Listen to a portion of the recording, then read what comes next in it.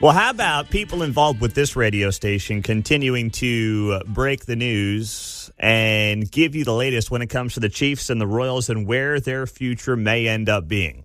On Friday morning, we shared with you exclusively here on KCMO Talk Radio that there is an RFP, a request for proposal, out on the Kansas side of the state line as the Chiefs continue to explore a move out to KCK.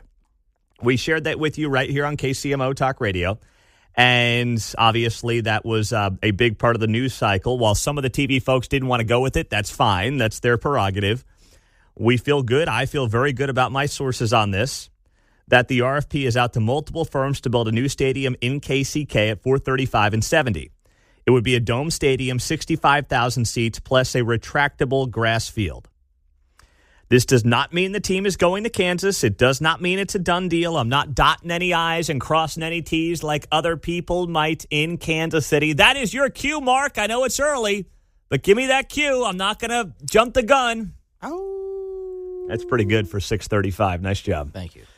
But it simply means the teams continue to take steps towards seriously exploring other options, and in this case, the Chiefs going across the state line. Well, Kevin Kietzman, who's coming up at 10 o'clock here on KCMO. He will have more details on this. But he also shared exclusively on his Kevin Kietzman Has Issues podcast last night that the Chiefs, if they were to move to Kansas, would be looking at a potential partnership with NASCAR out in Wyandotte County. Now, Kevin digs deep into all the details based on what his sources are telling him, but it would be a joint business model of sorts where you would have mixed use, you would have event space, you would have obviously attractions of non-sports related things that would make money for both NASCAR and the Kansas City Chiefs. That's the long and short of it. And then on top of that, obviously, you would have a brand new stadium out in Wyandotte County. But there would be a connection between the Chiefs and NASCAR. Kevin notes how NASCAR owns hundreds of acres out by the Speedway. They're very happy in Kansas City. They're not going to leave Kansas City. But if they can add to their business portfolio here in Kansas City in some kind of a partnership with the Chiefs, then they would be all in. The question right now is, will they sell the land to the Chiefs? Or will they sell the land to the state of Kansas, and then the Chiefs would lease that land from the state of Kansas to avoid property taxes? Now, right there, when I heard that from Kevin's reporting, it sounded, everything he said obviously sounds accurate, and he sourced this thing out very well.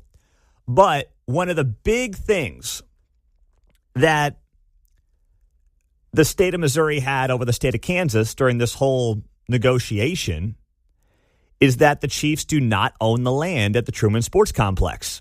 So they don't pay property taxes, but they get obviously all the benefits. It's a great setup. All the tax revenue from sales taxes and things like that, they do with it what they want. They upkeep Arrowhead, but they don't have to pay any property tax. One of the big things that I thought held back the state of Kansas during this whole Star Bond conversation over the last year plus was that they would have to own the land and own the stadium. And in large part, these teams don't want to do it. Like, they don't actually want to own anything. They want all the benefits of ownership without actually having to own anything. That's what they want. Call it like Section 8 for billionaire sports franchises. That's basically what they get. All the benefits and absolutely no risk. So in Kansas, I always thought Kansas in part was behind the eight ball because of that very thing. Well, as Kevin's reporting, either the Chiefs have to buy the land from NASCAR to build out there, or the state of Kansas has to buy the land, and then the Chiefs would lease that land from the state of Kansas. Well, if I'm reading into that, if you're a taxpayer in the state of Kansas and you're told, hey, these Star Bonds, man, don't worry, no cost to you, nothing on the taxpayer, suddenly now you're buying the land for the sports team? Potentially? How you feeling about that? And this was always the fear. The politicians, the Republicans and the Democrats, to be very clear in Topeka, both parties sell you on this amazing concept where it doesn't cost you anything and then you start to see a potential trickle. Now, once again, this does not mean any of this is a done deal, but it does mean this much. If they go to Kansas, what you have been told about how none of it comes back to you or your tax dollars, I guarantee you, your tax dollars are going to be used on things to help complete this deal if they do go across the state line. There is no doubt in my mind about that. And this may be a part of that. If the team doesn't want to buy the land and instead they want to lease the land and they want the state of Kansas to buy the land from NASCAR, since they own all of that property out there, then you know what? There's your tax dollars at work. Would you be happy about that? And maybe you'll say that's a great investment for the region, and that's fine. That can be your prerogative. But remember how this conversation started. It started around the idea of a star bond and it not costing you a dime. And suddenly now there are conversations per Kietzman on his podcast. Kevin Kietzman has issues on the state of Kansas having to possibly buy that land to then lease it back to the Chiefs because that is a better deal for the team.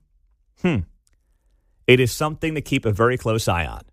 And Kietzman, of course, will be coming up at 10 o'clock here on KCMO, but all the news broke on his podcast last night. Kevin Kietzman has issues. So as we hear more about this and we get more information on this, we'll also bring it to you right on 95.7 FM. But I'm so proud of this team and this radio station continuing to break the news on what is going on behind the scenes as the Chiefs and the Royals look for a new home and potentially consider leaving the Truman Sports Complex. Well, we know the Royals are. The question is whether or not the Chiefs will. So this is the place to be. We've got you covered on 95.7 FM. Now, speaking of football, the Chiefs had the day off yesterday. They're back in action next Sunday night on the road against the Denver Broncos. And that is a massive game. Chiefs must win the game to have any chance of winning the AFC West. So we're watching games yesterday, and what did we have in the early slot? We had the Buccaneers and the Patriots, and then we had the Ravens and the Vikings in the noon slot. And then in the afternoon, we had the Rams and the 49ers. I thought we were going to get Commanders-Lions, and if we did get Commanders-Lions, we would have gotten Trump in the booth yesterday with Kenny Albert and Jonathan Vilma. And here's Trump calling his first ever NFL play, which goes to show you, as someone who did play-by-play early in my career, I did it at the high school level down in Oklahoma, Texas, and Southwest Kansas. I did a little D1 football and basketball at Wagner College, which is in New York City. I didn't love it. I wasn't great at it at all. I was okay at it. Didn't love it. Decided to give it up. But it's harder to do than it looks. Great play-by-play guys and gals make it look easy. And here was Trump yesterday calling his first NFL play between the Lions and the Commanders. And let's see, we have a very important, I think this is a very important couple of plays. Here we go. Second and 7. You're right, 2nd and 7. Let's see what happens. Whoa. All right. Krosky Merritt. Not bad. Takes it down to the 5-yard line. That's right. That's right. Good runner. There we go. This is a very big play, don't you think? I think they have to get a touchdown. Let's put it differently. They just have to get a touchdown. There we go. Now you're doing my job, because that's what I was going to say. They have to get a touchdown. Just forget about the play. They have to get a touchdown. So you've done my job, now you've done his job. The Lions were spanking the Commanders. So yeah, to give you a little perspective, it was the third quarter. The Lions are up 32-10, and the Commanders have the ball, and Trump's like, got to score a touchdown here. Got to keep him in the game. Score a touchdown here. Oh, it was great. Big play. Where's Bill? Where is he running the ball out there? Oh man, you know it's one of those jobs that when it's done well, it feels like it's going in slow motion. But there is so much happening, and unlike a talk show where you can choose the direction of the content, you really can't. You don't know what's about to unfold, and you've got to describe it in a split second while knowing the numbers of the individuals involved, also being conversational, being a storyteller, and wrapping it all into one broadcast. And, you know, you can tell, not that Trump was preparing for this or anything like that, but it moves a lot faster when you're in that booth, especially when you're uncomfortable. But that was just vintage Trump. Great. What a great runner. Oh, boy. Wait, what a great job. He was fantastic. And that was Trump calling his first NFL play. And then he also had this moment where they showed his high school football picture at the New York Military Academy. But we had a good time, and I loved it. I actually love playing football. We had a good time with it. So we were trying to look up your stats, and we wanted to know how many touchdowns did you have back then? Oh, 6, is that right? 7? I'm not sure I had any. I'm not sure. It's a long time ago. But there you are. I did. Beautiful Oh, number. wow. Yeah, there you go. 85. Well, There you go. at least you realize that I never tell a lie, right?